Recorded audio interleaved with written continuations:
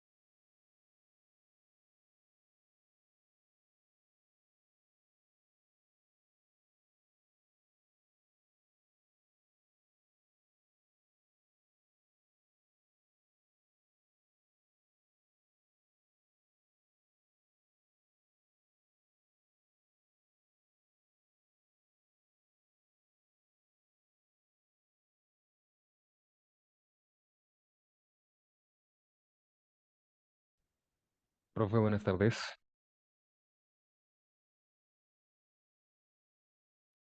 ¿Cómo van? ¿Ya estamos todos?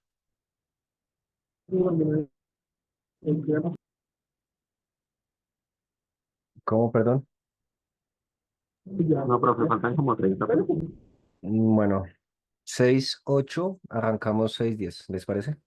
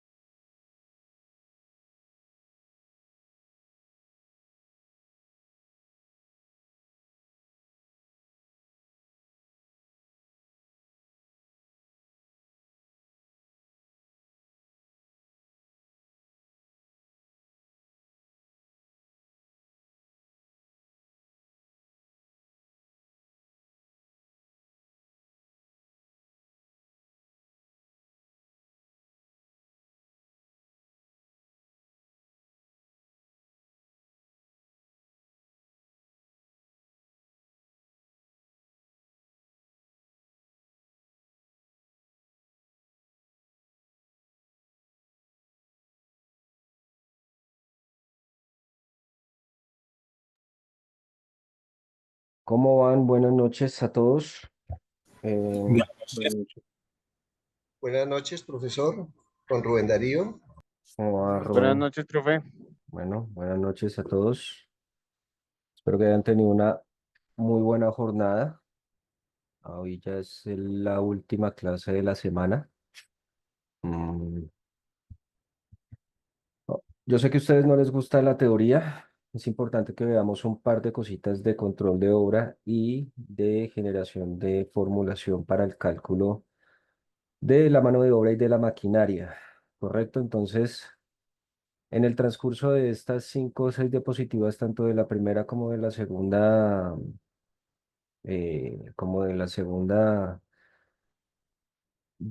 archivo que tengo preparado para ustedes, vamos a rematar con un tercer ejercicio de prefactibilidad, un poco más aterrizado de lo que nosotros hemos visto en las dos clases anteriores, con el primero que les compartí, que ya está en la plataforma. El de ayer también ya está en la plataforma del repositorio de la universidad, para que ustedes puedan jugar con él, porque entre otras, pues esa les sirve, les puede ayudar para algún otro tipo de emprendimiento inmobiliario, ¿no? Entonces, pues es importante, sería pues chévere que la compartieran y vamos a hacer un pequeño ejercicio chiquito, realmente, de familias paramétricas para que ustedes puedan ver cómo se pueden llegar a contemplar algunos de los trabajos que ustedes hacen a diario, ¿no? Ayer el monitor me compartió un folleto de una empresa que se llama Grupo Integra Diseños SAS y hace cocinas. Yo me imagino que es de su merced, ¿cierto, Andrés?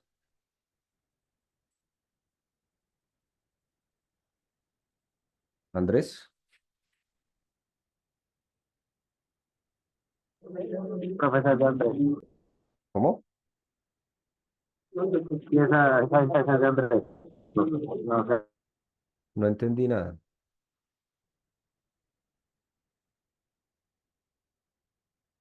Voy a compartirlo como para que lo tengan en cuenta y después de que nosotros lleguemos a hacer los últimos ejercicios de la factibilidad, más o menos a que nos vamos a abocar, que puede que ustedes pueden hacer incluso los costos y presupuestos con las herramientas, bueno, pueden hacer el conteo de los elementos generando las familias paramétricas en los programas que ustedes ya conocen. Entonces voy a compartirla para que ustedes puedan tenerla mientras, para que sí se haya visto, sí se vea, porque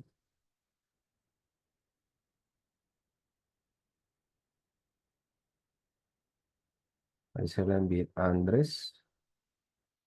y se la envío a Eric.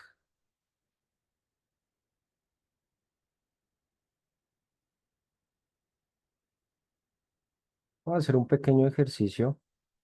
Ayer algunos de ustedes me Profe, piden. ¿comparto la imagen o...? Sí, sí, sí, sí, claro, porque pues también igual es para hacerle publicidad a la compañía que su merced está trabajando, ¿cierto? Ah, listo, súper mal. Entonces, para su merced y para el resto, que puedan generar los gemelos digitales antes de subirlos a las distintas plataformas para que puedan ver los productos que ustedes están vendiendo. Entonces vamos a comenzar con algunas generalidades del control de la construcción por parte de ustedes, presupuestadores, administrativos, técnicos, profesionales. Este, Acá nosotros vemos 6 aspectos básicos: el análisis de los problemas resueltos, cómo vamos a dirimir cada uno de las actividades que se van a ejecutar dentro de la programación. En el tiempo, nosotros no podemos durar más tiempo de lo previsto, dependiendo de los rendimientos de cada una de las actividades. La suma de los rendimientos de esa suma de cada actividad nos da un, un tiempo total, y ese tiempo total ha de ser compartido hacia el cliente para que también lo apruebe, porque muchas veces el cliente puede que no sepa cuál es el rendimiento de las actividades, pero él sí tiene claro cuál es el rendimiento de la plata para cada una de esas actividades, y por lo tanto a ese cliente yo le debo llegar con tiempos de control y con tiempos de ejecución de presupuesto. Entonces, tenemos el análisis de la resolución de los problemas resueltos, un trabajo colaborativo, control integral de todos los aspectos, labores de control externo e interno, validación general de los conceptos y sistematización y optimización de los procesos, que ojalá ustedes lo puedan ir puliendo en el momento en que estén haciendo los diferentes integración de los sistemas de calidad y los distintos sistemas de flujo de trabajo para sus organizaciones o para ustedes mismos como empresas. La teoría a mí de Germán Puyana García, que alguno de ustedes se los compartí, me dice a mí que yo tengo un control de producción basado en un control técnico y en un control de recepción, porque yo aquí tengo el conocimiento técnico, pero aquí yo voy obteniendo información de entrada que me da aquí una cantidad de componentes como son los materiales, los componentes, los trabajos y las obras. Y en el control técnico tengo un control de ejecución que está dividido entre los componentes, los trabajos y las obras. Entonces, para los controles técnicos yo tengo dentro de los planos, no deben ser ni insuficientes, ni completos, ni incongruentes, ni errados, no coordinados, no aprobados. Si yo voy a ejecutar una obra, la obra ya debe tener los planos aprobados por curaduría, porque es imposible e ilegal que yo ponga el primer ladrillo, haga la primera excavación, ponga la primera lata de zinc para el cerramiento si yo no tengo los planos aprobados por curaduría para poder ejecutar la obra. Tengo unas especificaciones que no deben ser ni deficientes, ni imprecisas, ni incompletas, ni inconscientes, ni incompatibles, perdón, ni excesivas o cualquier otra especificación por fuera de lo que nosotros estemos ejecutando. Ojo que cuando nosotros empecemos ya a construir, que ya lo... Señor, buenas noches. No, eh, Sí, lo escucho, compañero.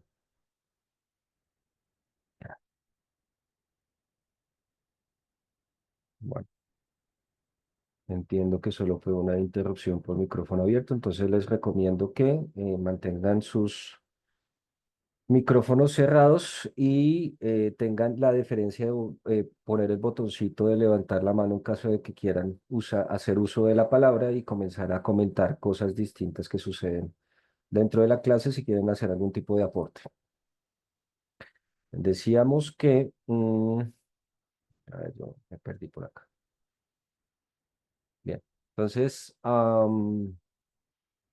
los materiales. Aquí yo debo tener en cuenta que no debe ser de una inferior calidad, que no debe ser de una característica diferente, que debe tener que no debe tener un almacenamiento indebido y pues cualquier otro aspecto que vaya en detrimento del uso de ese material para que yo lo pueda trabajar y pueda tener una buena ejecución, un buen acabado en calidad.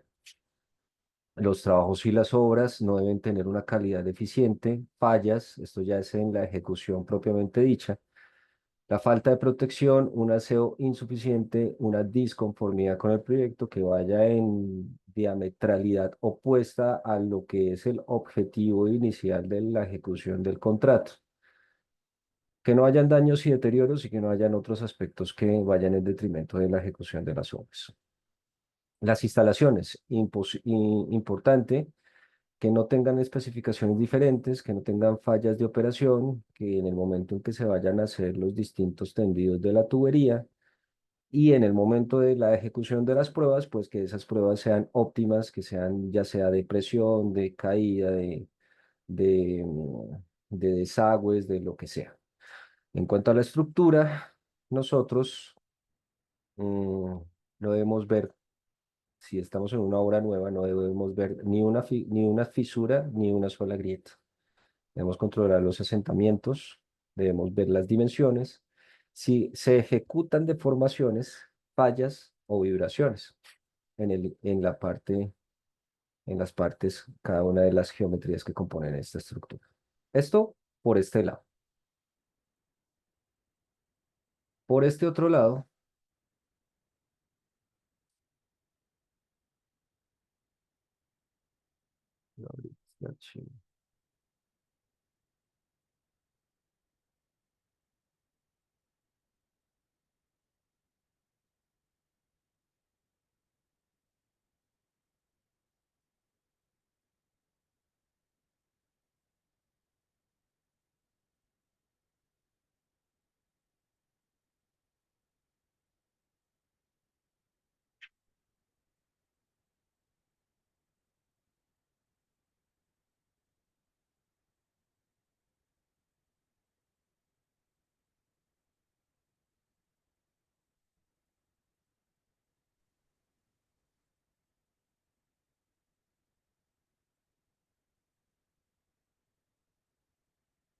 ahí recibí una información importante, gracias Andrés.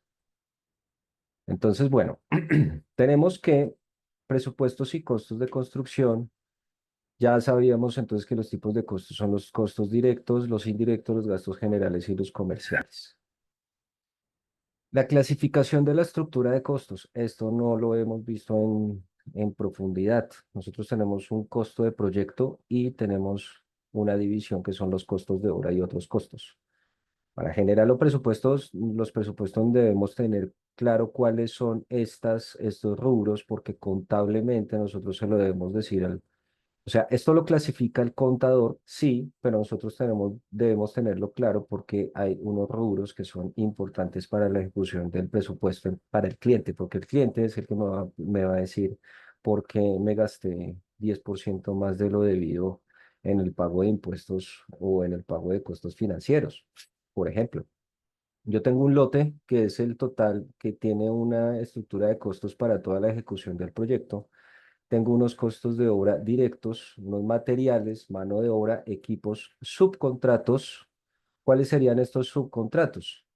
Estos subcontratos pues no son más que cada una de las especialidades que componen la obra. ¿Cuál sería? Sería, bien, el subcontratista, um,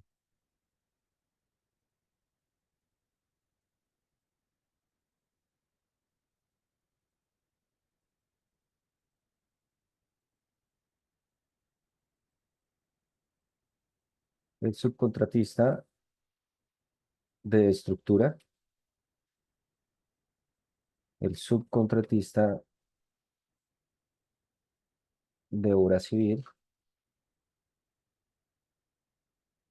que no es el mismo subcontratista de estructura, o puede serlo, dependiendo si tiene la experiencia, la experticia y todo el respaldo de personal y técnico para ejecutarlo. El subcontratista de instalaciones hidrosanitarias, que no es más que la persona que, voy a abrirlo un poquito más para acá. Esta persona, va a cambiarlo aquí de color, cuenta con el ejecución de red de suministro, la ejecución de red de desagües, la ejecución, esto es 40,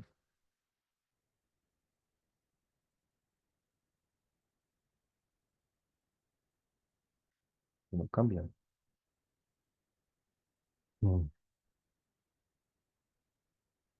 Ahora sí, ejecución de red contra incendio. Que me falta estas son como las principales, ¿no? Entonces, ejecución de red contra incendio, ejecución de red de desagües, suministro. De aguas lluvias. Sí, ejecución de red de aguas lluvias. De red de aguas lluvias. Eso son para el subcontratista de instalaciones hidrosanitarias. Voy a volver a cambiar de color para mostrar cuál es el otro. Es el contratista, el subcontratista de ejecución de redes mecánicas. Y este hombre es el que primero debe llegar a la obra. Recomendación, cuando ustedes estén haciendo la ejecución del contrato, este es el primer hombre, el primer subcontratista que llega para hacer las instalaciones por tema de espacio y además porque normativamente debe instalarse desde primero para que no vaya a ir en detrimento de las otras instalaciones. Si me falta la red, el subcontratista de redes, me falta el subcontratista de redes eléctricas. Profe, disculpe, cuando hablamos de redes mecánicas nos referimos a cuáles es exactamente. Las HVAC, y las Ah, listo. redes de extracción y aire acondicionado. Ah, perfecto. ¿Listo? Bien, eso para desarrollar este tema que tenemos acá, que es el tema de los subcontratos, porque pues cada contratista que acabamos de ver, cada persona que está generando el desarrollo como tal de la obra civil, de la manual, donde la gente llega con todo su material a empezar a ejecutar cada una de las tareas, tiene que tener su contrato, es decir, una persona que esté representada por una persona jurídica o natural que sea el doliente de todas este tipo de tareas. Entonces, para continuar, esto se calcula a través de los planos y para eso pues se generan unos diseños iniciales en una etapa de consultoría, donde pues ahí se genera un esquema básico, un anteproyecto y un proyecto. Estos costos de obra me generan a mí unos gastos generales que son una administración y esta se calcula a través de la experiencia del constructor. Nosotros veíamos ayer que nuestra experiencia nos dio para calcular someramente en la prefactibilidad del ejercicio de ayer, cuál eran los gastos de administración y cómo comenzamos a construir todos esos gastos para saber si nuestra vivienda de interés prioritario era factible o no de realizar. Entonces, aquí hay otros costos que son estos costos indirectos, que son de imposición gubernamental. Nosotros decíamos que son servicios y pagos impositivos que pues, el gobierno me los obliga a pagar de acuerdo a las actividades económicas que yo esté realizando y estos se calculan por tarifas.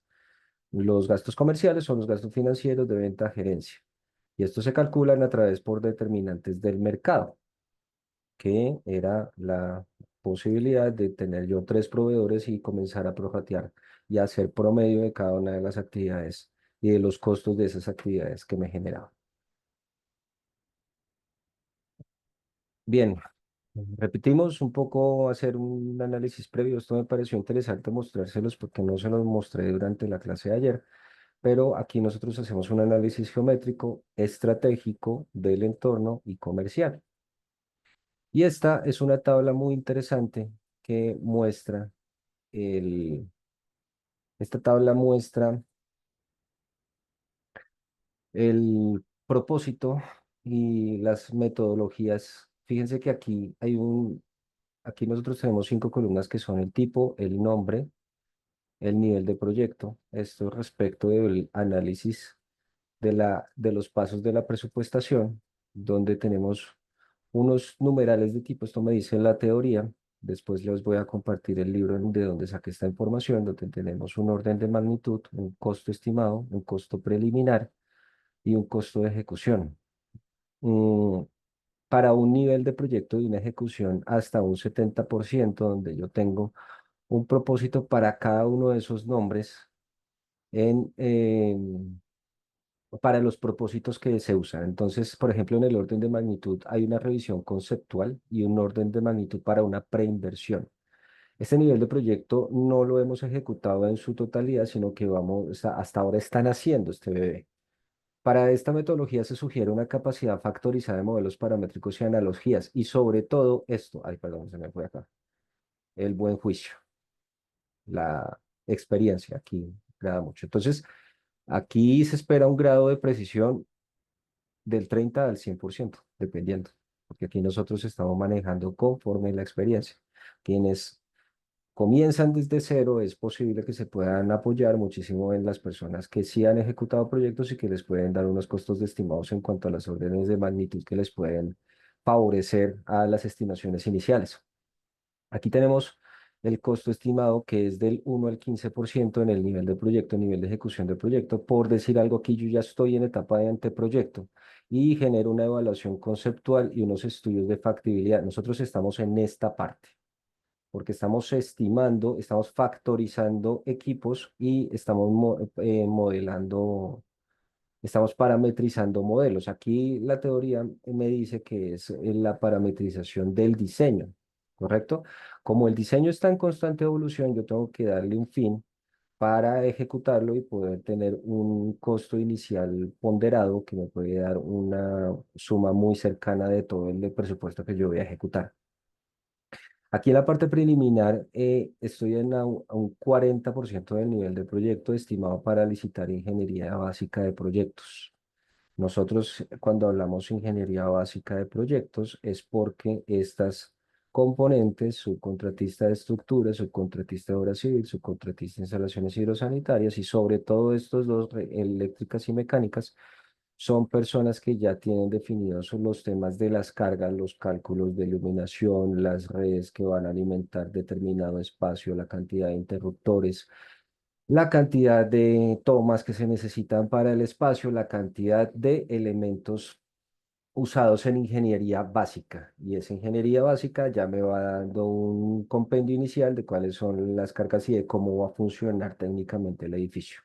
Cuando yo ya estoy en el tema definitivo y ya tengo definido el proyecto de un 30 a un 70%, donde yo ya con ese paso estimativo en el preliminar, ya tengo cómo cotizar y hacer una licitación básica de presupuesto.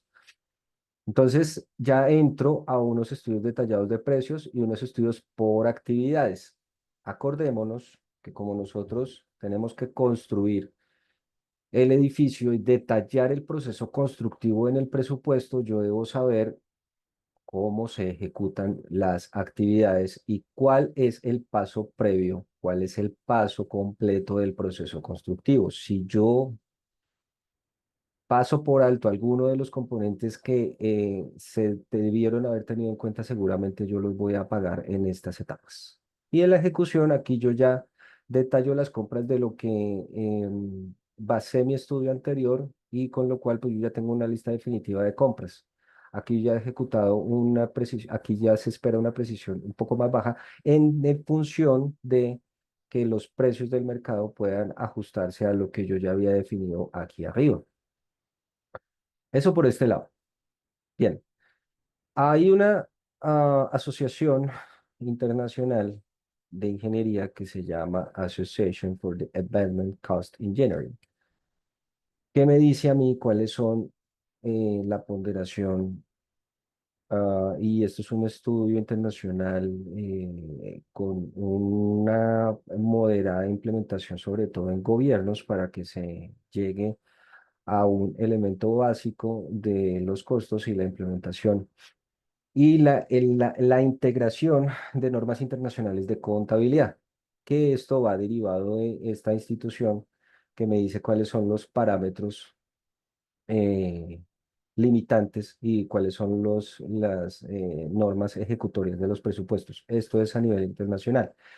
Eh, Entendiéndose como una guía de la que se pueden tomar los constructores para ejecutar los presupuestos. Esto me dice que tiene unas limitaciones de presupuesto, que es el presupuesto es aproximado, el presupuesto es singular y aquí yo les pregunto, ¿por qué el presupuesto es singular? Levanten la mano antes de contestar, si son tan gentiles.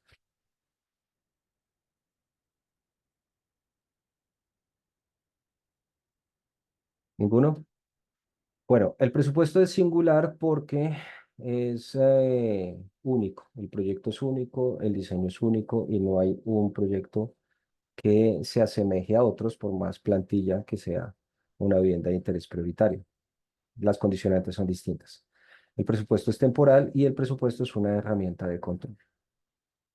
Entonces, esta parametrización se hace de tipo 1, 2 y 3. Yo les voy a compartir esta lectura donde hay una información histórica o estadística que permite aplicar cifras conocidas a problemas constructivos con definiciones incompletas. Básicamente aquí lo que me está diciendo es que me ayuda a completar lo que me puede faltar en un proyecto gracias a que si el proyecto es singular y temporal, yo no voy a tener las mismas características en el siguiente proyecto. ¿Listo? Entonces, aquí tenemos la disgregación, que era lo que nosotros veíamos en las clases anteriores, el presupuesto que va por capítulos y actividades, y cada una de esas actividades tiene una cantidad determinada de insumos. Estos análisis geométricos me definen actividades, me elaboran análisis de precios unitarios, creación de guías de lecturas de planos y cómputos de cantidades. Entonces, estas actividades se determinan correctamente cuando un nombre es distintivo, especificando la construcción, unidad, medida y unidad de tiempo. Eligen la representatividad, donde hay un análisis de problemas para no omitir las diferencias que pueden ser representativas, y eligen la unidad de medida o pago. Si yo lo voy a pagar por metros lineales, por global, por kilogramo, donde es posible que esta licitación sea imperante en una ciudad cualquiera o pueda cambiar esas unidades de medida dependiendo de la zona donde yo esté trabajando. Listo. Yo elaboro los análisis unitarios como un proceso de actividad que se analiza individualmente, definiendo cuántas materias primas lo van a componer. En este caso, además de eso, yo creo unas guías de lecturas de planos, que no es más que una estandarización de los procesos constructivos para que se pueda definir exactamente en caso de que vayan a haber dudas en cuanto a la ejecución de una actividad que no está definida en el plano, pero que necesita ser explicada. Y estos cómputos y cantidades que son procedimientos computarizados para extraer cantidades de obras de modelos y planos. Entonces, entramos a la parte de materiales. Tenemos diagramas con medidas de actividad o definición de análisis genérico de las unidades en cuanto a las cantidades. ¿Necesitamos conversiones? A veces sí, a veces no. ¿Por qué? Porque los materiales que se consiguen en el comercio no están expresados en las mismas unidades. Y ustedes se pueden dar cuenta con muchos insumos materiales no son medidos en algunos casos, no son medidos y sobre todo son importados, por lo tanto nosotros debemos hacer la conversión de cada uno de ellos. En algunos casos, algunas especificaciones no aparecen en los planos. Los materiales que se compran a granel modifican el volumen de ser instalados y pactados y en muchos casos la cantidad de material instalado no coincide con la que debe compararse. Aquí, ah, por ejemplo, en las especificaciones no aparecen en los planos. Puede pasar, como en la obra en la que yo estoy participando. La ventanería tiene una especificación de de una compañía de producción de vidrio que solo existe en Miami y en Nueva York. Como entenderán, esa ejecución de esos metros cuadrados antisol, que era la especificación de esos vidrios, no se pueden conseguir acá. Puede hacerse una conversión y una homologación muy temporal, cumpliendo la misma función con diferente proveedor. ¿Para qué? Porque en muchos casos la cantidad de material instalado no coincide con la que debe comprarse. ¿Se pueden generar desperdicios? Sí. ¿Y esto qué me genera? Dificultades de aplicación, características de material, mala construcción de formaletas, en caso de los moldes, el desconocimiento de las cantidades, las calidades de obra y supervisión, calidad de diseño, problemas de carga y descarga, susceptibilidad de error. Aquí, esto es lo que yo debo tener también en cuenta para el costo del material. El IVA, el descuento por volumen, las recargas por licitación, los recargos por financiación. Por lo general, estos cuatro primeros rubros yo los estoy contando en el APU, no en la ejecución de los honorarios o en el cobro de las partes administrativas al final del presupuesto. Lo mismo los derechos de los transportes, los derechos aduaneros, los costos de manipulación y los costos de corretaje. Eso ya debe estar metido dentro del material, dentro del costo del material.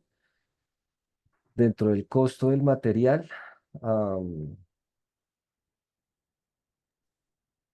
en el momento de ejecutar el apego.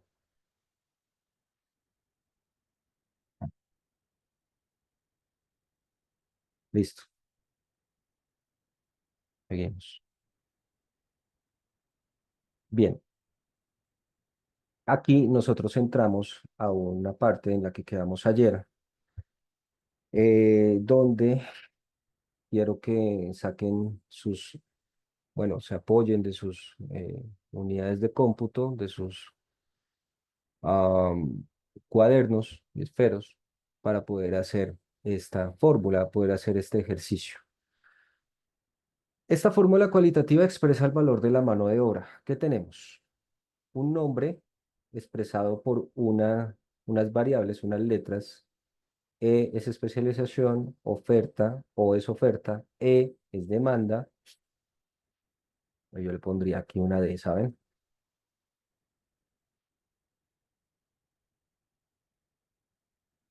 D, demanda. Valor agregado, aunque no, esperemos un segundito porque después estas mismas letras se van a repetir abajo. Si hay dudas, atento estoy para resolverlas. E, valor agregado. Dijimos.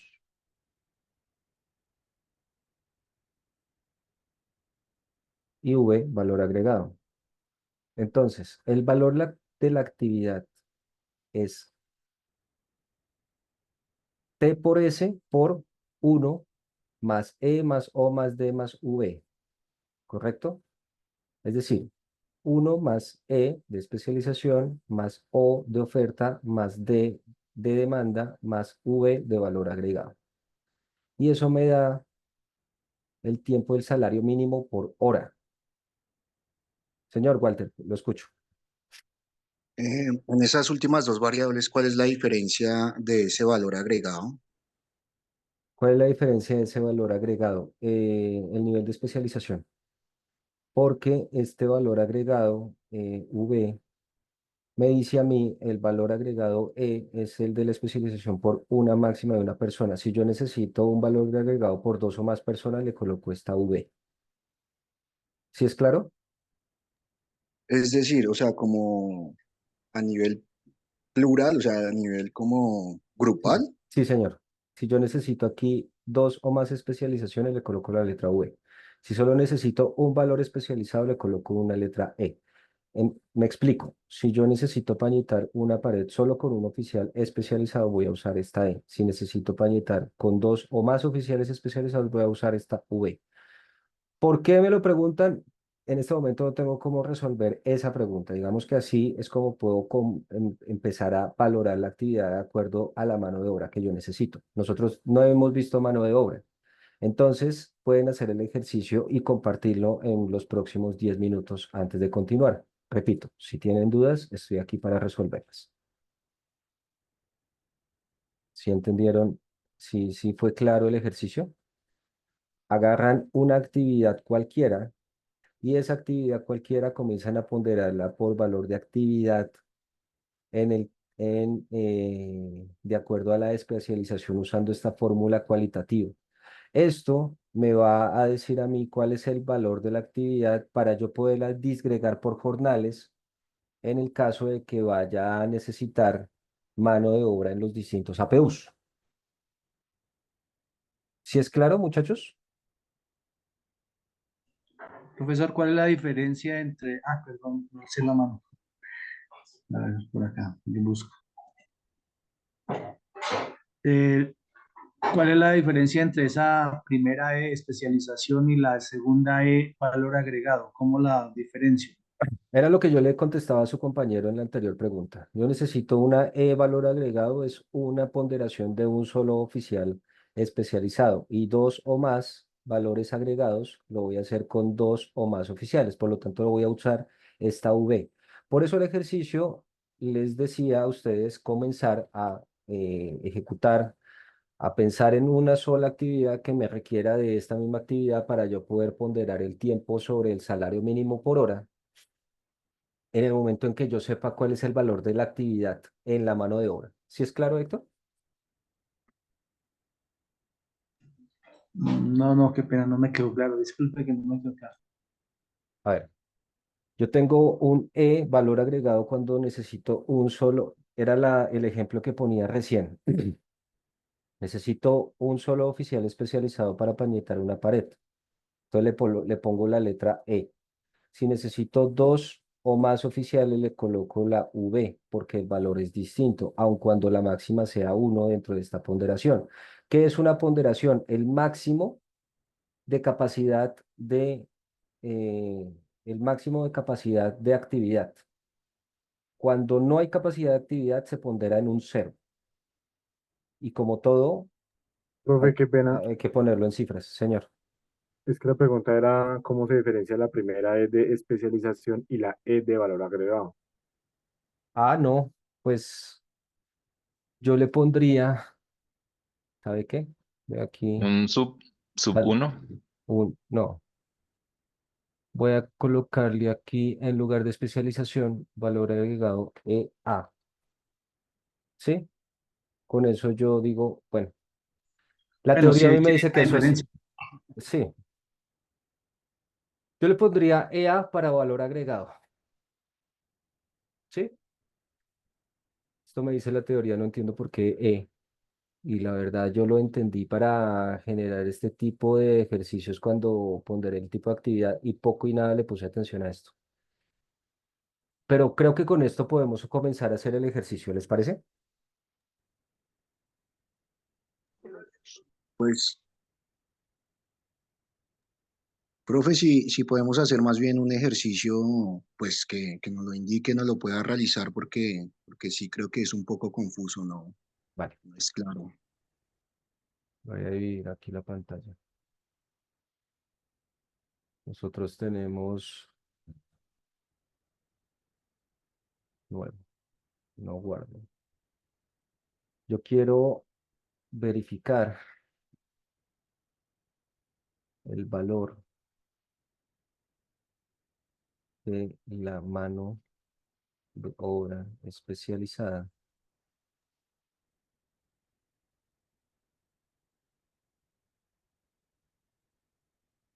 para mm, la ejecución de bordillos, soporte para bordillos en concreto, para soporte de ventanero.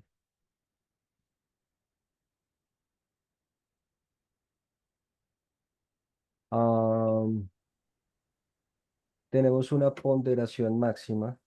Voy a ponerle a todas ponderación máxima porque necesito la máxima eh, especialización eh, en la ejecución de la obra. Profe, una Señor, consulta señor. antes de avanzar. Profe, es que pues digamos que en algún momento he trabajado con APUs. Tengo una duda sobre respecto al ítem como tal o a esta diapositiva que hicimos mano de obra. puesto no sé si es un tema o un rublo diferente al que nosotros vemos cuando manejamos un análisis de precios, de No, cómo se coloca, puesto pues yo he manejado, digamos que según las tablas de ARL, pensiones, incrementos anuales, bueno, y todo esto, pues se determina como el global de cuánto es el salario de la persona, X, Y, Z, de la especializada, que sea instalaciones, eléctricos, bueno, de ahí para allá. ujú, Y se divide esta según en días para poder sacar la hora de la cuadrilla, bien sea en horas o en días. sí. Entonces no logro socializar esto con esa extracción de precios que de pronto en algún momento hice, y ya en el análisis ya es por rendimiento de actividad, ¿no? Pues ya nos bota la extracción que hice anteriormente, me saca bien sea una hora o un día, y con esa yo y el rendimiento de la actividad que vayamos a hacer, pues ya saco pues la totalidad. ¿Cómo se relaciona esto que estamos viendo ahorita con él? Porque no alcanzo como a empatar. Los valores globales que su merced tiene y que saca para los jornales de las personas de las ARL son consecuencias de estos valores de actividades. Como ya se sabe y se pondera cuáles son los niveles de especialización para cada actividad, eso se engloba en la especialidad para cada personal. Me explico. Yo tengo un personal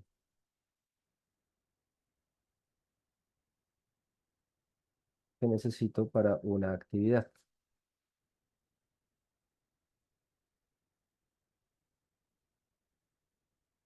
¿Sí? Ese personal y esa actividad ya tienen unos valores.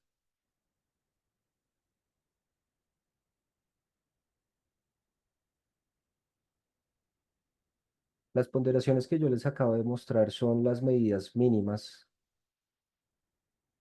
que alimentan el costo total de la actividad, ¿correcto? Por eso es que ahora las ARLs con toda la experiencia ya saben cuánto es el valor por hora de cada personal, por hora y valor de jornal. Esto a la luz de la práctica no lo ven, no lo van a usar, nunca lo van a calcular, pero esta es la razón de ser para responderle su pregunta. ¿Sí soy claro? Sí, profe. Más o menos. Sí, sí, sí. Pues de pronto por lo que no lo hemos ejecutado algo, pero vale, sí. ¿Por qué yo me estoy enredando con esto? ¿Por qué me estoy metiendo en esta arena movediza en donde quizá voy a hundirme cada vez más? Porque esto viene de esta institución, ¿sí? En función no solo del costeo del personal y la gestión de este tipo de formulación, de ahí es donde se agarran las empresas públicas y privadas para hacer todas esas ponderaciones de los costos de mano de obra por personal. ¿Había alguien más que tenía la mano levantada? Sí, profe, qué pena, buenas noches. Profe, Sí, porfa, podríamos hacer el ejemplo que usted iba a hacer para sacar ese valor ponderado, o sea, para claro. realmente mirar a dónde vamos a llegar. A ver, decíamos entonces,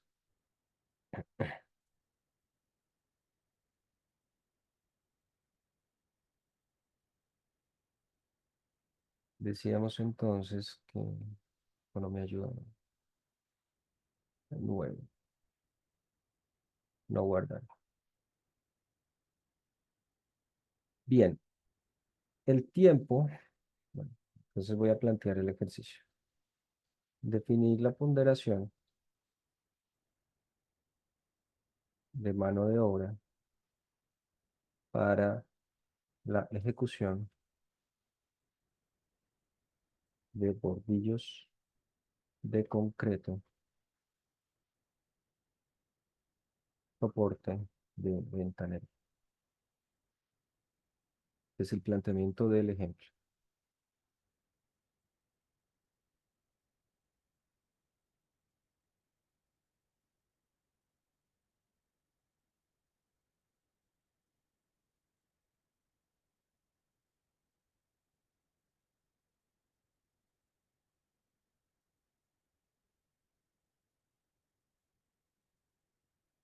El valor de la actividad se da porque yo tengo un tiempo de 3 días para ejecutar esos bordillos.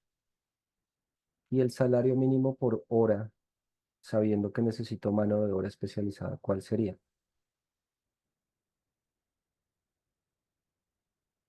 Valor por hora.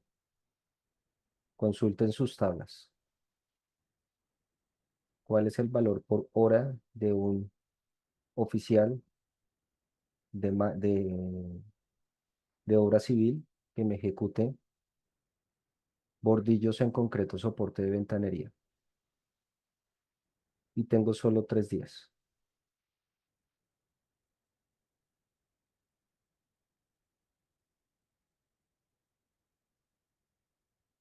Vamos a suponer, ya que recibí respuesta 0, que el salario mínimo por hora, de hacer el cálculo,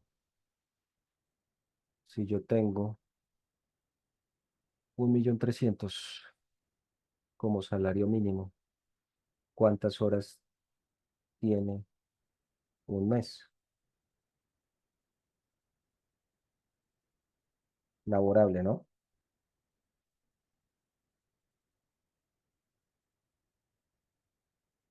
240 horas laborales. ¿Cuánto? No, 180 horas laborales.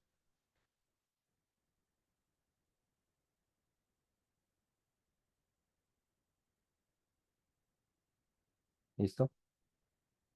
Entonces, el valor de la actividad,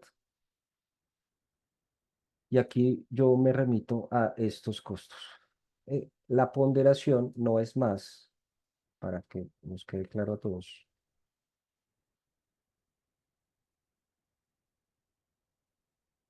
es la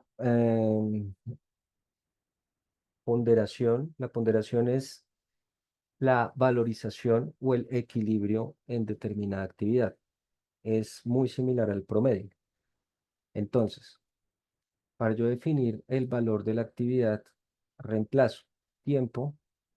Ah, no, perdón, si aquí yo lo pongo en 3 días, debo convertirlo en días. Entonces, Profe, consulta, qué pena. Cuando usted dijo señor, que el precio como tal de la persona, pues si uno lo desglosa más o menos, pues de una persona o cuadrilla, pues es como de 36.000 pesos la hora. más o menos, sí, señor. Pero entonces Ese es de estamos la hablando de un cuadrilla. solo oficial. No, es De un un... solo oficial sería más o menos como aproximadamente 19.000 pesos. Listo. Entonces tenemos 19.000 pesos. Profe, perdón, pero eso es muy bajito, porque generalmente lo que hacemos nosotros es coger el 1.300.000 y dividirlo por 30, que sale más o menos a 43.300. Y así le da. Sí, Bueno, así me... repito, esta es una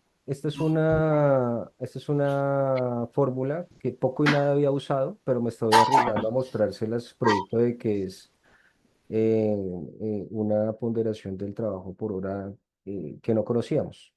Solo que cuando yo necesito dividir las horas laborales, pues entonces me dan los 40.000 que dice el compañero.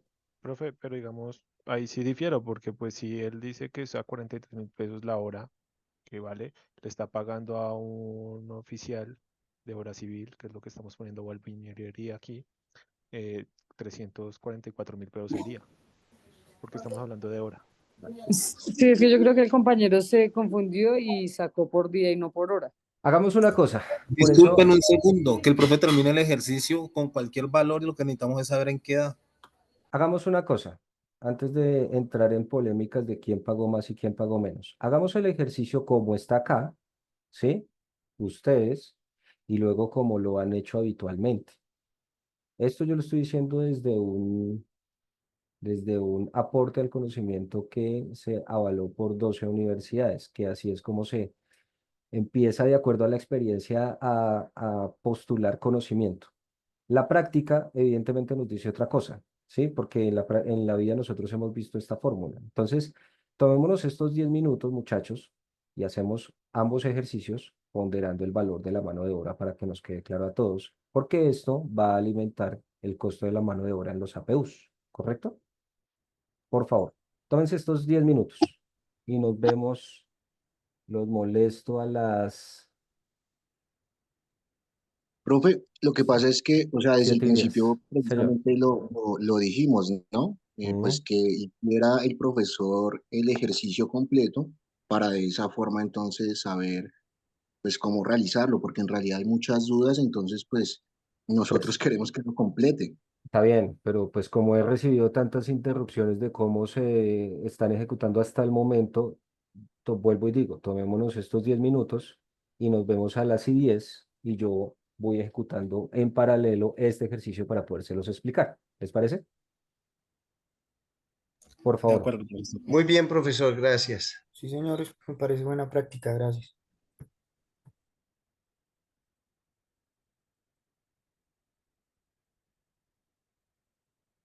a las y 10 volvemos entonces.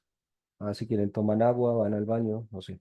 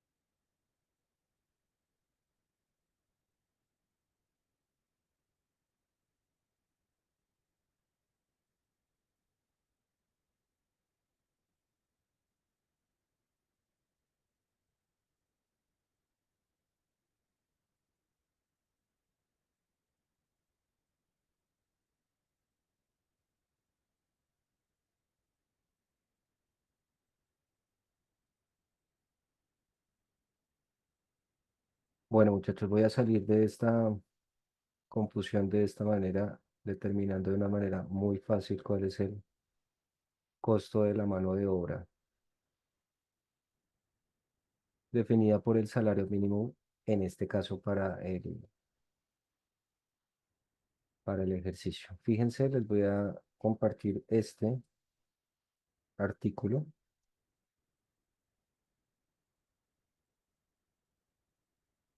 A Eric también.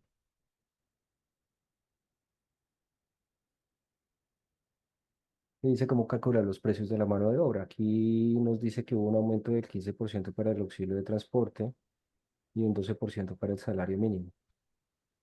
Entonces yo estoy sumando, sumemos, Disculpe, profe, no está compartiendo pantalla. oiga,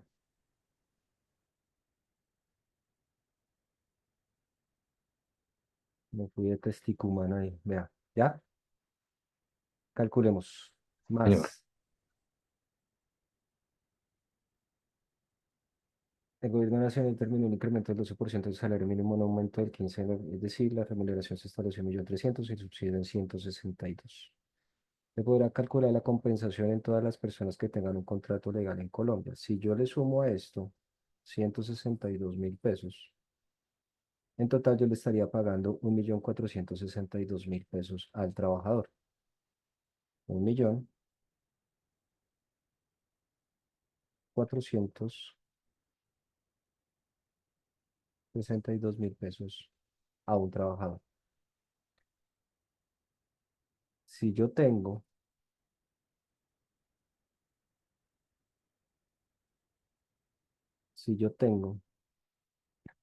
180 horas, ¿cuánto me sale la hora de ese trabajador? Mire, lo escucho. 16.222. Profe, yo tengo una pregunta ahí. Sí. Ahí no se aplicarían las horas de manera contable, porque es que igualmente cuando se paga el trabajador hay que pagarle como si se pagara sobre el mes No, completo. Entonces, hay un tema de contablemente audio, horas. compañero, hay un tema de audio terrible y no le escuché la pregunta, ¿la podría repetir? Qué pena, porque pueden estar cosas. Sí. La pregunta es si no se deberían tomar las horas por parte contable, ya que a un trabajador se le debe pagar pues, sobre el mes completo. Sí, contablemente pues serían 240 horas. Sí, claro, sí, pero es que aquí estamos ponderando el valor de la hora para saber cuánto esa persona va a rendir con la actividad que yo voy a presupuestar. Sí, obviamente lo que usted está diciendo es muy cierto, solo que yo tengo que ponderar previamente cuánto me va a costar en horas el valor de la actividad y el rendimiento con ese personaje. ¿Sí me hago entender? Sí, yo lo entiendo esa parte, pero entonces mi pregunta es, no sería contra 180 horas, sino contra 240, ¿verdad? Sí, exactamente, exactamente. Entonces, dudas hasta acá. Aquí hay 70 millones de dudas. La experiencia, sí, señor. No. ¿No? ¿No hay preguntas? La experiencia da que hay rendimientos por hora de diferentes actividades. Eso da para la ponderación de los tiempos de ejecución de las distintas actividades en obra. La programación se tiene que hacer con base en el presupuesto y no al revés, ¿correcto? Listo.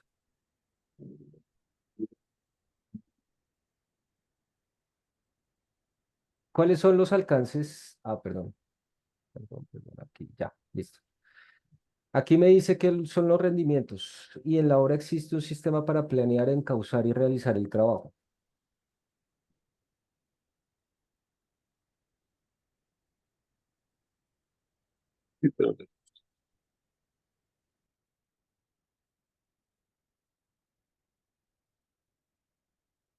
Listo. Tenemos la disposición de los materiales y equipos que nos permite un óptimo desempeño del obrero. Esto es importante, ¿no? Hay métodos de supervisión en el trabajo como el movimiento de materiales. Hay unos estudios de tiempos de movimiento y promedios de resultados, que yo lo que les acabo de compartir. Y hay unas consideraciones de elaboración de estudios de rendimientos. Estas actividades están definidas para usarse en otros presupuestos. Sí, puede ser. Los rendimientos no son inmutables, quiere decir que son dinámicos, quiere decir que son movibles, quiere decir que en una actividad una persona no va a durar lo mismo que en otra obra en la misma actividad, dependiendo de la complejidad que tenga que realizar en la artesanía propiamente dicha. Es usual que los costos de mano de obra se definan solicitando cotizaciones de subcontratista en lugar de valorizar el tiempo requerido para ejecutar la actividad. Tan simple como que yo al maestro, si voy a únicamente, y aquí les hago una pregunta de acuerdo a a los que tienen práctica y a los que no, también respondan como mejor les parezca en su lógica. Cuando uno contrata un trabajo para obra, es mejor. ¿Qué nos dice la experiencia?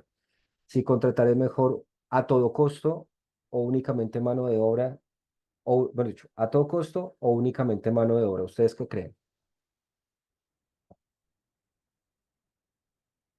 David, lo escucho.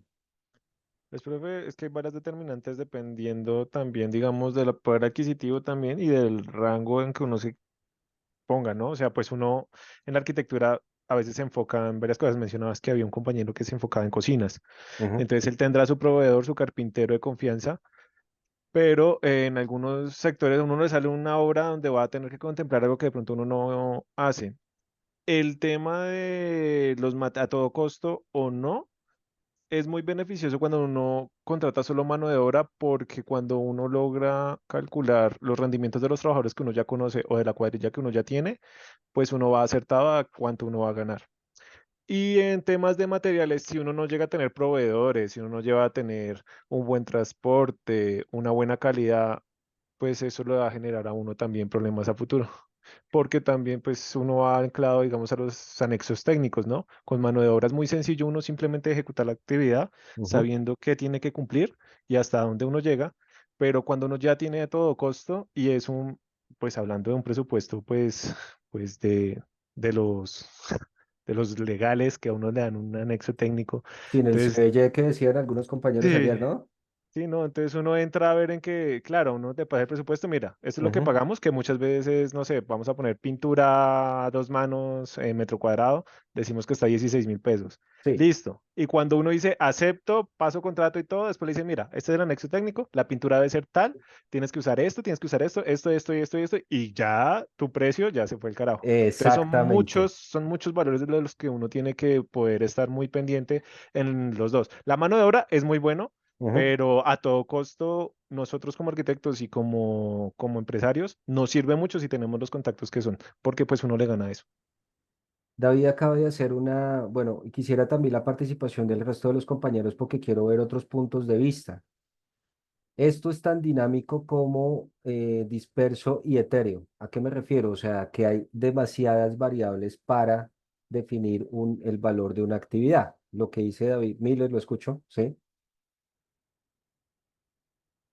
Miller, Entonces, bueno, sí. como usted dice, puntos de vista, precisamente yo difiero ahí porque si yo contrato con mano de obra y con todo incluido, Ujú. obviamente bien puedo tener una viabilidad de rendimiento en la compra de materiales. Como hablábamos, si yo hago el estudio adecuado, puedo traer, por ejemplo, materiales directamente, por ejemplo, arena, directamente desde la cantera. Ujú. ¿Sí? Entonces, si yo hago este estudio adecuado y tengo el músculo económico para poderlo realizar, pues sencillamente también tengo una ganancia pues que va a ser sustancial para mi empresa. Sí, continúe. Sí, entonces por eso yo difiero de que en esa parte trabajar a todo costo también es favorable. Pues, Ujú. desde lo que ese conocimiento, la verdad, lo he hecho y pues he tenido buenos resultados. Entonces, por eso digo que no en todos momentos trabajar con mano de obra solamente, porque si, por ejemplo, te Sí, ponen una mano de obra específica, ¿sí? Pero te tardaste más del tiempo que tenías que tardarte en eso, pues la mano de obra no te va a suplir la necesidad para pagar lo que tenías que pagar. En cambio, si tienes un margen en materiales, pues hay otra opción para tener un reto. Alex, lo escucho. Sí, gracias, Miller. Ya vamos a Eh, ver esas distintas posiciones. Alex. Profe, también esto depende si uno contrata en el sector privado o digamos con el sector estatal, porque normalmente cuando cuando uno licita, Colombia compra eficiente la mayoría de proyectos, eso es a todo costo. Uno antes debe mirar muchísimas variables, que son las que usted está explicando, que toca tener muy en cuenta, porque pues ellos tienen sus presupuestos de hecho ya definidos, pero pues en ocasiones se equivocan en rendimientos. Es decir, que realmente uno tiene que estar preparado para los dos escenarios, porque si le toca en el sector estatal, pues le toca a todo costo. Ahí no le van a decir usted hace esto, no, ahí le dan el proyecto total. Sí. Y le dan sus tiempos y todos sus temas de, de cláusulas y seguros, bueno, todas las pólizas. Entonces toca estar preparado para el escenario que le toque a uno, no es tanto decir, ay, yo quiero este. Si uno va a trabajar y va a ser empresario, tiene que estar preparado para los dos escenarios.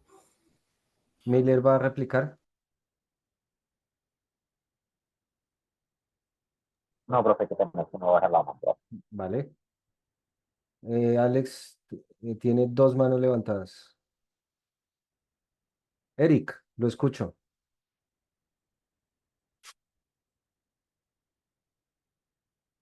Hola, buenas noches. Sí, buenas noches. Pues las dos tienen ventajas y tienen desventajas. Cuando uno contrata solo la mano de obra, uno tiene mayor control sobre los materiales y su calidad, ¿no? Además que ahorra costos y tiene la flexibilidad de que en cualquier momento pues uno realmente puede cambiar de proveedores o de materiales durante el proceso del proyecto, Sí, ¿sí? señor. Sí, señor. Las desventajas obviamente es que usted adquiere una mayor responsabilidad porque usted es el que tiene que adquirir y disponer del tiempo y la forma en que se van a trabajar pues los materiales que usted va a utilizar en su obra. Y que la coordinación, o sea, usted tiene que tener una experiencia previa y ser una persona bastante preparada ya en el sector para poder contratar solo mano de obra. De lo contrario, realmente, personalmente yo no le aconsejaría a una persona que hiciera un contrato solo por mano de obra, porque tiene un riesgo bastante alto de que se le aumenten bastante los costos, ¿sí? Por otro Fíjense, lado, pues sí. contratar a todo costo, pues es que el contratista se va a encargar de todo tipo de aspectos dentro del proyecto y que usted va a tener una carga administrativa mucho menor, que va a ser mucho más leve. Y además que usted se desentiende de cierta manera del proyecto, porque la persona a la que usted contrata va a tener que entregarle a cabalidad sobre las funciones específicas que usted le mandó a hacer, ¿sí? Entonces usted se cura de salud, pero realmente también los costos, pues las desventajas es que los costos normalmente cuando uno contrata a todo costo, pues también se le suben bastante. Como le digo, lo que decía Ruiz era muy importante. Usted tiene que estar preparado para los dos tipos de función o los dos tipos de contratación, porque hay sectores como el sector público en el que usted no le van a permitir trabajar solo con mano de obra. Entonces Exactamente. es importante conocerlos y desarrollarlos pues para que realmente sepan sacarle provecho en el momento que los necesiten, ¿no? Muy puntual y muy abierta y muy complementario su aporte, Eric. Muchas gracias. Rubén, lo escucho. Profesor, buenas noches. Sí, buenas noches. Profesor, depende del tipo de contrato y depende del tamaño de la obra. Cuando nosotros tenemos una obra pequeña, sí es recomendable contratar a todo costo, Sí, ¿sí? sí. Pero cuando tenemos una obra grande, no es conveniente, simplemente porque digamos que la empresa grande, la contratista, puede conseguir mejores precios que un contratista más pequeño. Entonces es mejor suministrar los materiales y que ellos aporten la mano de obra, es decir, contratar únicamente mano de obra. Eso es la experiencia que hemos tenido en la empresa siempre.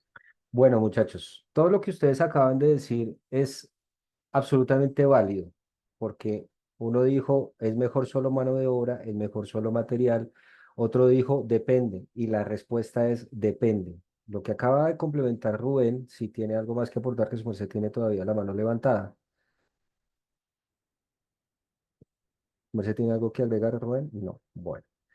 Es en qué escenario me encuentro yo. Si ustedes me confirman que están viendo la pantalla, mientras ustedes charlaban y aportaban esos escenarios que son absolutamente válidos, yo tengo que saber en qué escenario estoy yo, en qué posición me encuentro yo. Si yo soy el cliente, a mí me convendrá contratar únicamente los materiales. Si soy contratista principal, seguramente yo voy a contratar por mano de obra. Si yo soy subcontratista de obra, yo tengo que estar supeditado a las condiciones que este señor me diga para poder generarlo y dependiendo de estos dos escenarios, porque las condiciones de contratación son distintas en el sector público y en el sector privado.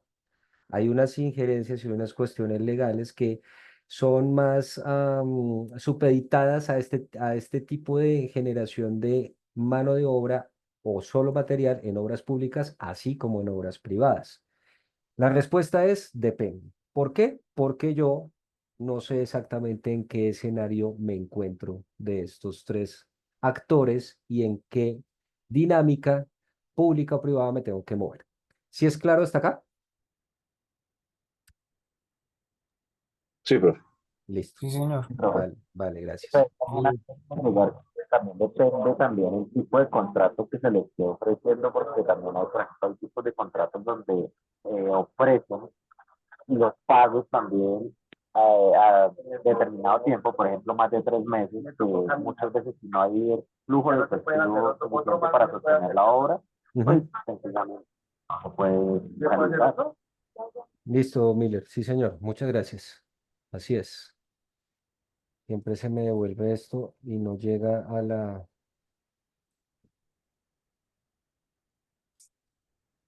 Profe, una consulta.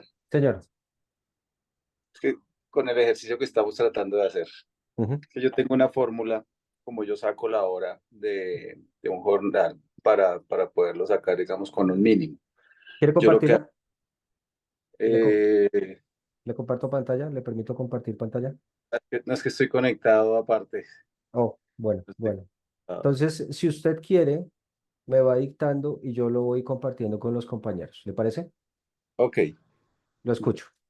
entonces, 1.300.000, que es el mínimo, Momento, cuadro aquí la parte preliminar que me... Entonces, 1.300.000. el No mínimo. está compartiendo, profe. Ah, qué bueno. No, gracias que ustedes están ahí para avisarme. Cuando me digan ya, continuamos. Ya. Ah, listo, ahí sí. Ahora sí. Listo. Listo. ¿Qué más? Entonces, eso yo lo divido sobre 30, que son los 30 días del mes, porque el mes se paga, cuando es por nómina, se paga completo. Ujú. Sí, señor. Entonces, eso me da 43.300. A esos 43.300 le aplico el 1.07. Un momento.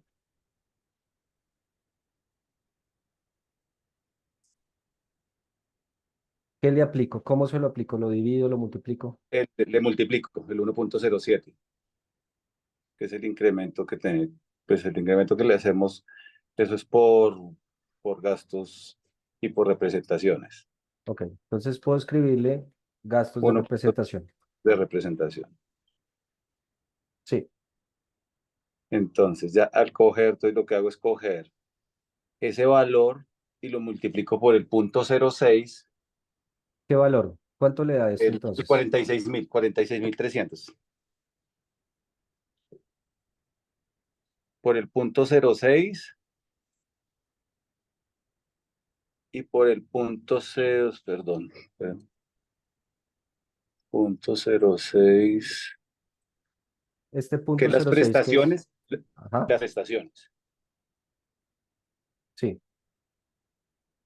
Y el 0.04, O sea, multiplico 46.300 por punto 06 y y ese por resultado, 0.04. No, los dos son independientes, 0.06 y 0.04. ya continúa Son acá. ujú, Y esto es, la utilidad, el 4%.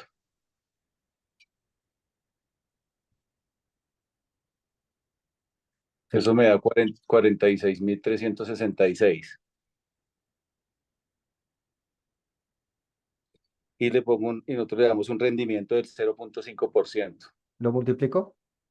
Multiplicamos por el 0.5%. Sí. Y me da un total de 23.018 la hora.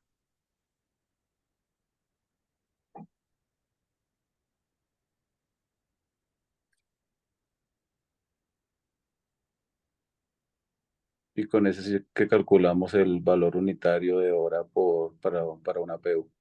Listo.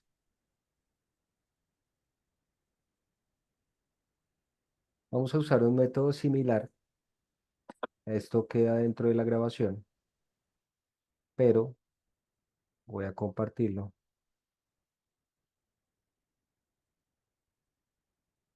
Como cálculo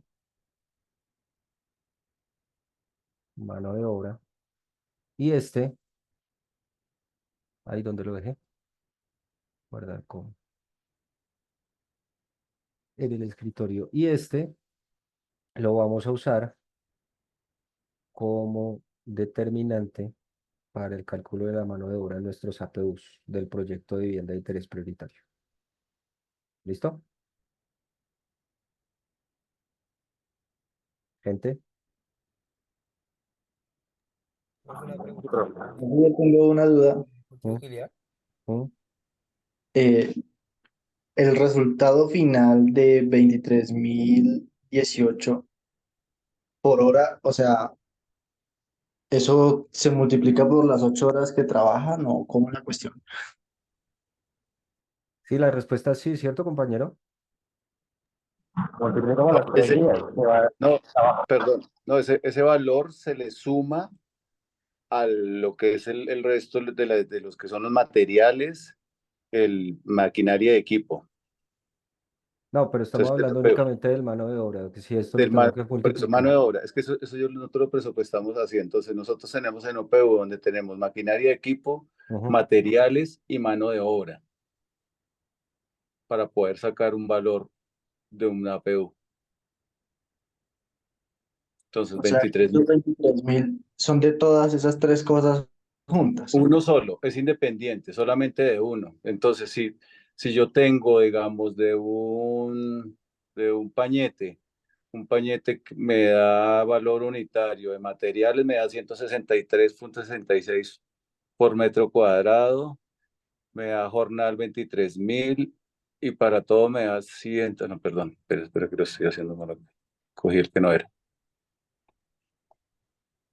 Compañero, Creo que la pregunta va enfocada si hay todos esos valores de 43.300, de para 46.300. aclararle al compañero, ese valor que él tiene, 23.000, 19.000, 30.000, el que dé en ese cuando hacemos toda esa tabla, porque no todos ganan el mínimo, el valor de 23.000 pesos, lo que hacemos en pasarlo a hora cuadrilla o jornal si lo hacemos en día, porque si fuera en día, entonces ya da un incremento un poco mayor, es que nos queda muchísimo más sencillo poder cuantificar cuánto dura una actividad. Me explico. Correcto. Si vale 23.000 pesos, pongámosle en 20.000. Si vale 20.000 pesos y decimos que es una hora, lo que nosotros como profesionales tenemos que hacer es evidenciar cuánto se demora la persona y cuantificar el trabajo de esa persona haciendo dicha actividad. Ejemplo, 1 metro cuadrado de pintura. El metro cuadrado de pintura, el man se puede estar demorando 40 minutos, decimos, ¿sí? Entonces no tomemos unidad de 1 de 23.000 a la PU porque le estaríamos incrementando un valor muy alto al costo de valor unitario de esa actividad. Si no ponemos 0.71, entonces de 23.000 va a salir que el metro cuadrado solo en mano de obra, no voy a hablar de otros rubros que tiene la PU porque todavía no los hemos visto. Exacto. No, Es que es perdón, David, solo estamos haciendo, esta es la línea de referencia para la tasación de los costos de mano de obra de rendimiento por actividad, esta. Profe. Para el ejercicio de los APU. No hemos visto ni rendimiento con material ni nada. Perdón, antes de Alex, continúe. Profe, si gusta le comparto, aquí tengo un entonces, archivo en el ahora, cual se tiene todo el per- costo, digamos, por empleado. permítame, Ruiz, terminar la idea. Sí, Gracias. por favor. Entonces, compañero, esto va, tú preguntabas si esto se va a 8 horas. No, lo que va a 8 horas es la actividad. Exacto. Puede que hayan actividades que duren 8 horas, puede que pase, porque hay un proceso constructivo, hay que dejar secar, hay que dejar hacer. Por eso yo digo que un cuadro de pintura, uno dirá, uy, pero un man se demora 40 minutos haciendo un metro cuadrado. Sí, porque es que son 2 manos. Entonces tú tienes Ajá, que poner correcto. una, dejar secar y hacer la otra. Entonces es eso. Tú multiplicas este valor con el tiempo que se demore. Y para nosotros es mucho más sencillo hacerlo en 1 hora de trabajo, porque pues o multiplicamos 2 horas o le quitamos a la hora y lo dejamos en 0 punto.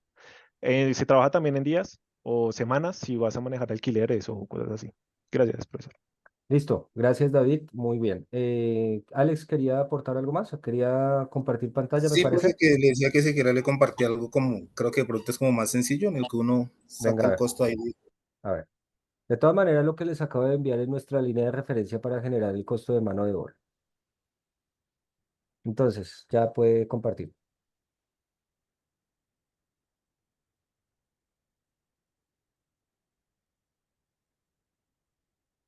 Alex.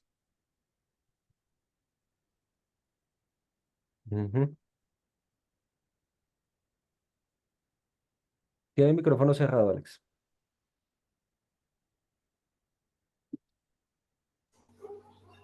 ¿Está viendo la pantalla? Sí. Está bueno, sí. Un segundito que me salí. Dame un segundito. Entonces aquí, digamos, tenemos el empleado, si es un ayudante, tenemos el sueldo base, que es el mínimo, la carga, digamos, auxilio de transporte, la salud, cesantías, pensión, ARL, todo, digamos, toda la carga prestacional. Esto nos da un valor total. Este valor nos da también el valor, digamos, de porcentaje de la carga prestacional y pues aquí ya dividimos ese valor total en las horas, que son 192 realmente las que se toman y nos da el valor que la hora es, digamos, en un ayudante 11.912 y nos dice que el valor del jornal, que es decir, el día, 95.000 pesos. Y eso es lo que realmente nosotros llevamos a la APU. Digamos, aquí en un ayudante tenemos el valor del jornal y pues ya el rendimiento es dependiendo de la actividad. O sea, pero uno no se complica tanto, eso es sencillo, simplemente toca poner todo lo que va por ley, los cargos que tiene, digamos, bueno, se podría decir, valga la redundancia, a cargo de ese empleado. También así lo está para un oficial, para cualquier tipo de empleado que maneje la compañía. ¿Sí? Alex, gracias, sí, señor. Vamos a ir construyéndolo entre todos para que no se nos pase un solo detalle en el momento de generar la PEU. ¿Listo? Creo que cabe aclarar que son 182 horas por lo que la jornada laboral va reduciendo. Pues yo no aplicaría cambios legales por ahora porque esa ley creo que no ha entrado en vigencia, ¿o sí? ¿Ustedes qué saben? Yo la verdad no sé.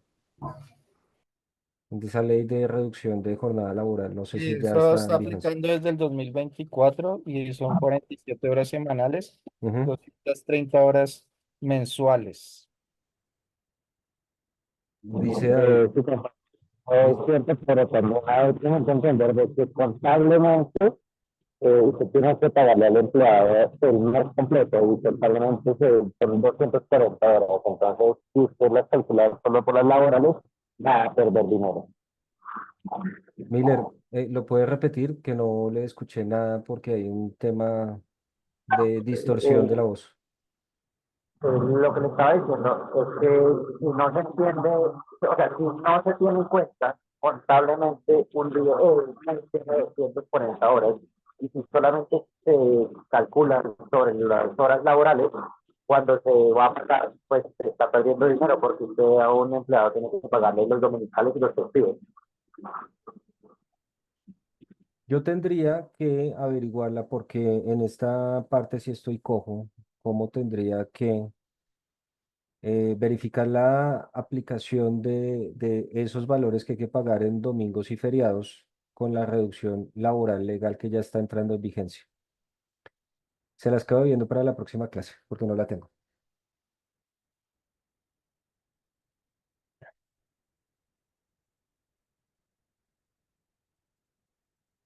Seguimos.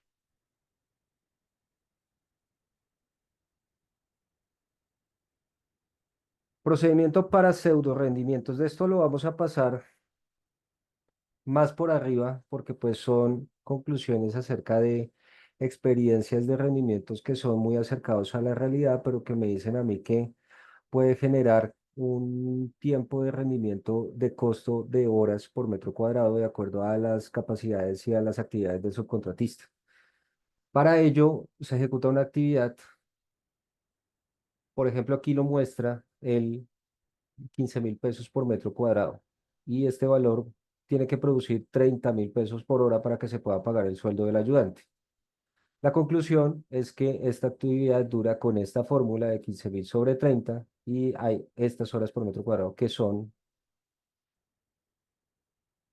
2, perdón, pseudo rendimiento, me faltó el 2. Y acá una tabla de un concepto ejemplificante de cómo se tasan los distintos aportes en cuanto a las cuadrillas, oficial, ayudante y los conceptos y los valores. Estas tablas ya únicamente incluyen el salario mínimo, están tomando costos como seguridad social, cena y aporte, lo que decía el compañero, los compañeros, muy valiosos esos aportes, pues tienen Perdió que la dar. señal, el sonido, profesor. ¿Hasta dónde me escucharon? No se oye. No, sí, sí, sí se está escuchando bien. Sí se está escuchando bien, de pronto es su Sí, internet, profe. pero Hay veces que se escucha un poco mal. ¿Hay cuestiones que se escuchan un poco mal? No se oye, profe. No, profe, se está escuchando bien. yo Bueno, creo no, que De debe ser pronto es la más señal del problema del compañero. internet, de pronto de los otros compañeros. bueno, no importa. De todas maneras, si hay alguna cosa que yo tenga que repetir, con mucho gusto yo se las repito. Aquí básicamente lo que está explicando es la tabla anterior, lo que me está diciendo y es complementando el aporte que hacen los compañeros, es que se incluyen conceptos de costos de salarios como prestaciones, seguridad social, aportes, etcétera, etcétera. Y en una segunda columna se anotan las cifras de las bases de cálculo para los factores correspondientes. Yo les voy a compartir esta diapositiva que es bastante larga, la vamos a seguir viendo durante las clases en consecuencia con el otro ejercicio de factibilidad. ¿M? Y se genera un valor real de salario. Yo pensaría que estas cifras hay que actualizarlas, producto de que la legislación legal me obliga a hacerlo. Y hay una generación del valor real del salario. Tengamos en cuenta, muchachos, que yo no puedo generar un pago mínimo del salario porque los contratistas y subcontratistas, o dependiendo, repito, del escenario en el que yo me encuentre, si yo soy subcontratista y estoy generando, estoy en el espectro de un contrato público o un contrato privado, las condiciones son distintas. Por lo tanto, hay que dejarle claras las condiciones a las personas que vamos a subcontratar o a las personas que van a ejecutar las distintas actividades, con tiempos de movimientos y promedios de resultados, considerando la elaboración de esos rendimientos, ¿no? Esta es una tabla que se preparó como ejemplo, dando cuáles son los rubros de pago. Subsidio de transporte, totales mensuales, anuales, perdón, y anuales con subsidio de transporte, ¿no? Tenemos un concepto base que es el salario, los factores, los valores mínimos, las referencias y los tres mínimos. Esta tabla se complementa así, ya ustedes tendrán la oportunidad de estudiarla. ¿Por qué? Porque aquí yo le estoy complementando con cesantías anuales, estoy pagando intereses de cesantías, estoy pagando vacaciones, que esa no la vi dentro de los ejemplos de los compañeros, y estoy pagando una prima de 30 días, que si yo tengo un contrato de obra o labor, tengo que estar supeditado a recibir todos estos costos. Entonces, fíjense, acá yo estoy teniendo los costos no reales quizá de las botas y el overol y la dotación que yo le tengo que dar al trabajador. Con un seguro colectivo, ¿qué es este seguro colectivo que tampoco lo vi en los ejemplos de los compañeros? Vamos a definirlo entre todos. Seguro colectivo.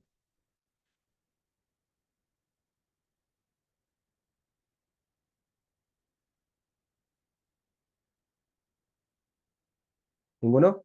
Bueno, es una póliza que cubre un grupo homogéneo de personas que comparten características similares. ¿Será que las personas que hacen mano de obra, ayudantes y oficiales, tienen o comparten características similares?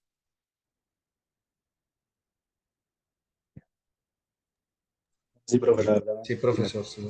La respuesta es sí, señores. ¿Por qué? Porque toda actividad nuestra como participantes del gremio de la construcción nosotros tenemos un altísimo riesgo de generar cualquier tipo de accidente o incidente que dañe nuestra integridad física y o moral, ¿por qué no? Entonces, nosotros tenemos que tener en cuenta que cada una de esas actividades deben estar aseguradas y yo como persona también debo estar asegurado.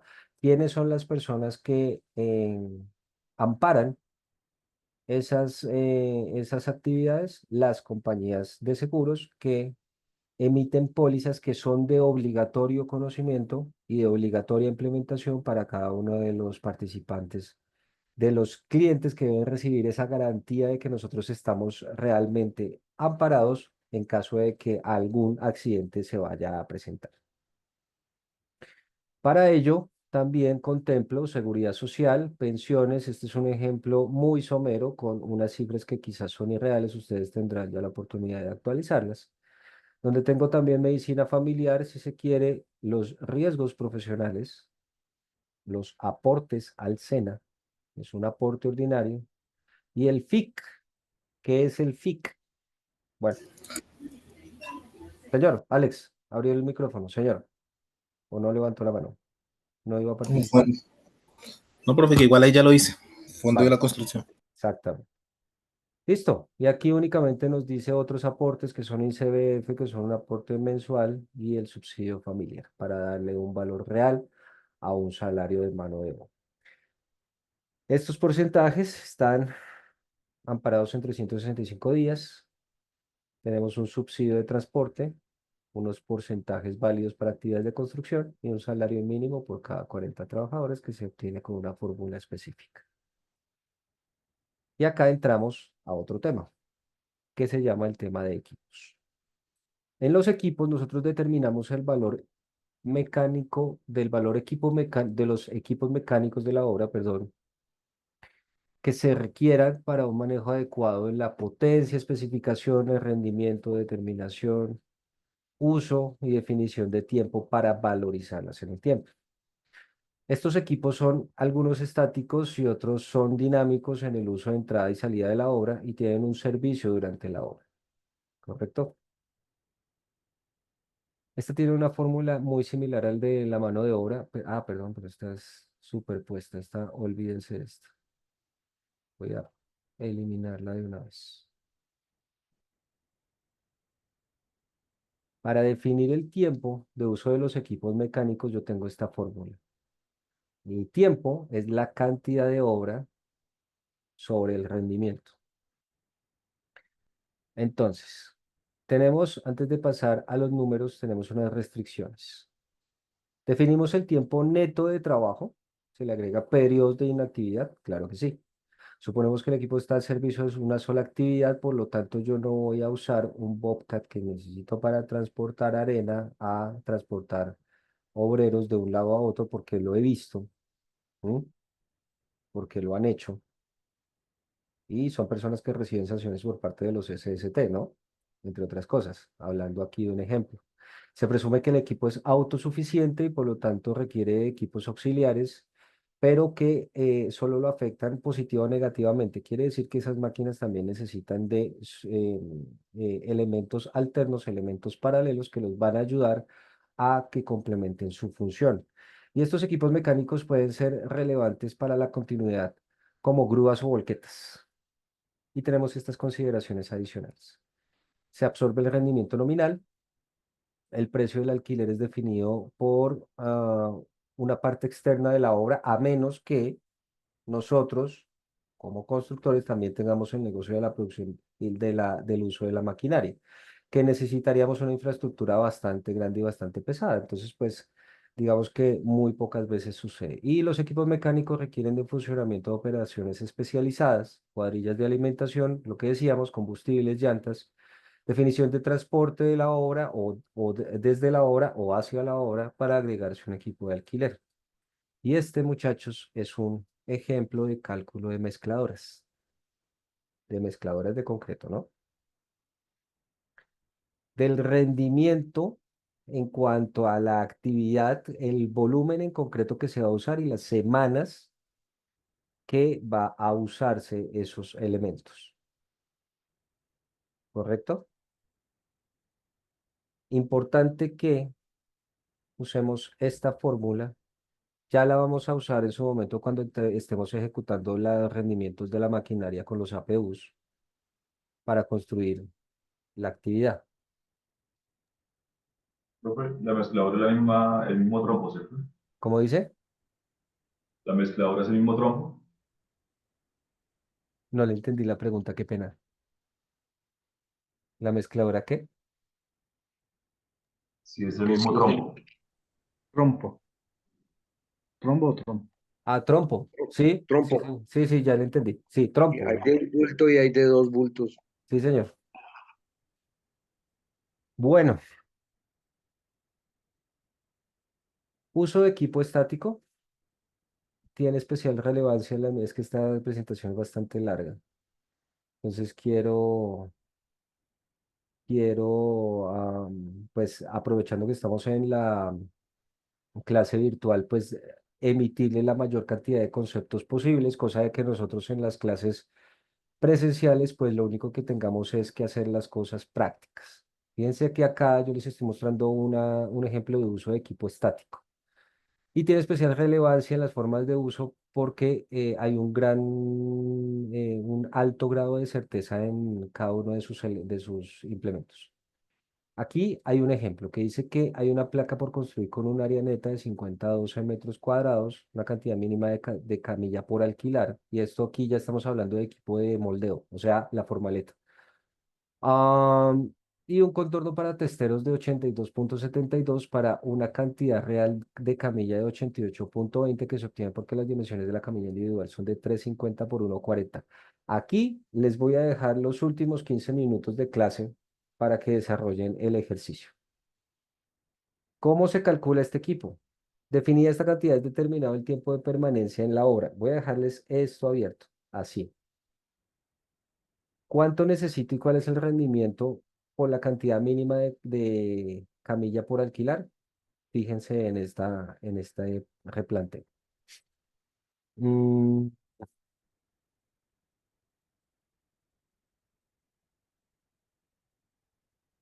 y luego se determina el tiempo de permanencia en la obra, definiendo la especificación del tiempo para el uso de moldeo.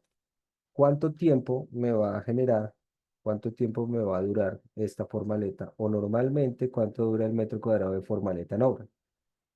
¿Mm? Les pregunto yo. Si es para concreto de 28 días, pues, por el tiempo de fraguado, profesor. Depende. Porque Pues sí, si es para el concreto de 28 días, pues se supone que la debe tener uno mínimo un mes, porque hay que armar los testeros, fundir y esperar a que fragúe y después desarmar. Depende si es 7, 14 o 28 días de fraguado, depende de la aceleración. pero yo no voy a tener 28 días una estructura con la formaleta, ¿o sí? La podría tener, profesor, pero pues dejaría de ser rentable. Lo que haría yo sería más bien ponerle un sistema de parales e ir de X quitando la camilla. Es que precisamente usted lo acaba de decir, como no es rentable, yo necesito tener el fraguado mínimo para desencofrar en el caso de la formaleta. ¿Mm? En el caso del concreto, si los testigos, si el laboratorio me dijo que ya está el 95% de fraguado a los 7 días, porque yo los mandé y a los 8 días me está llegando el reporte. En esos mismos 7 días que ya pasaron, ya puedo desencofrar el primero. Lo que pasa es que tengo que estar pendiente de la referenciación en cuanto al fraguado de los siguientes 14 y los siguientes 28, pero esa formaleta no la puedo usar en el mismo elemento. Aquí más o menos lo muestra en el ejemplo. Y eso me lleva, señores, a mostrarle los dos tipos de costos del equipo, que son costos fijos y costos variables. ¿Sí? Aquí mismo también se tienen unos costos fijos y variables como si estuviéramos en la construcción per se del presupuesto. Tenemos unos costos que provienen del hecho de poseer del equipo y son permanentes, incurren en el equipo aun cuando no se utilice. Y los variables se originan de la operación que se producen a medida que el equipo está trabajando. Esta vida económica útil, la definición de la Cámara Colombiana de Infraestructura me dice que se elevan cuando hay niveles inaceptables en el incremento del valor de la vida económica del equipo. Hay otros costos que son depreciación, intereses, impuestos, almacenaje. Y aquí hay un ejercicio de depreciación, donde me dice que es el costo sobre la vida útil.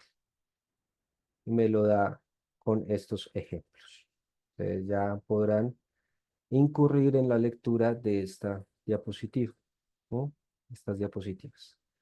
Aquí me explica que es el valor de la vida útil y el método de depreciación se representa en la depreciación de línea directa, donde se asignan diferentes valores de cada periodo denominado depreciación acelerada. Eso dependiendo del equipo también. Esta es una depreciación, un ejemplo de depreciación en línea recta con una maquinaria de uso continuo determinado en cada 5 años, sobre cada 5 años. Fíjense que está el primer año que se usa normal, tiene un costo y se va depreciando o no, dependiendo si se usó hasta el año 6. Y así con la depreciación acelerada. Fíjense que la depreciación acelerada tiene en el año 1 un valor y en el año 5 tiene un valor mucho menor, que es lo mismo que pasa con los automóviles. Tan pronto sale del concesionario, vale 5 millones menos. Y se genera unos intereses, donde son incrementos monetarios de resultados de alquiler con dos factores operacionales, que son el competitivo y el eficiente.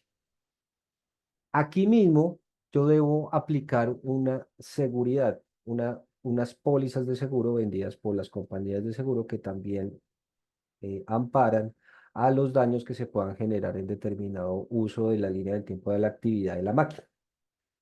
Yo debo determinar si se necesita alquilar o no con determinadas características. Por ejemplo, las, sub, las que, las, ¿cómo se llama?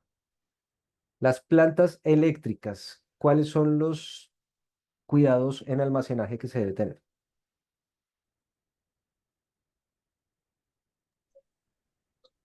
Como mínimo el cuidado de la lluvia. Mínimo, ¿cierto? Yo la tengo que cubrir, yo la tengo que cuidar, yo la tengo que mantener aislada de cualquier elemento que la pueda dañar en el motor, porque pues al motor no le puede llegar agua. Ah, bueno, ¿dónde íbamos?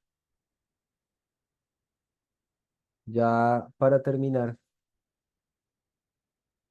estos rubros de control de las maquinarias, que son el mantenimiento, el combustible o el lubricante, esto se los voy a preguntar porque deben ser costos que deben estar metidos dentro de las memorias de cálculo de la maquinaria cuando construyamos el APU. Por eso me pareció tan importante mostrarles esta teoría antes de que continuemos con el ejercicio práctico del presupuesto.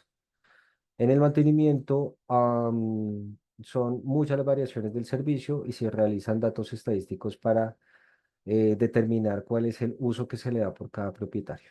Hay unos consumos que constituyen una vía importante dentro de los factores que afectan la misma operación de la máquina. Y como todo, hay unas determinantes del mercado, porque a veces escasea la máquina o ya la tienen alquilada para distintas obras, entonces el precio de alquiler puede subirme o no la puedo recibir en el momento en que yo la necesito en la obra. Por lo tanto, el mercado es el que a mí me dice cuál es el comportamiento que esa cadena de valor dentro de esa máquina va a tener en mi obra. Y entonces acá, ¿cómo nombro los costos de acuerdo a los orígenes? Si yo cómo voy a hacer la obra, determino una parte administrativa, cuánta información tenga la obra, voy a definir unos imprevistos y cuánto produce la obra, eso define mi utilidad. Entonces voy a cerrar acá con el tema de los imprevistos, donde se reúnen una buena técnica presupuestal para minimizar las desviaciones de las posibles fallas, se minimizan los factores de incertidumbres y como tal, como yo les decía inicialmente, no hay una regla para determinar el porcentaje certero de un imprevisto que se pueda generar en una planeación presupuestal.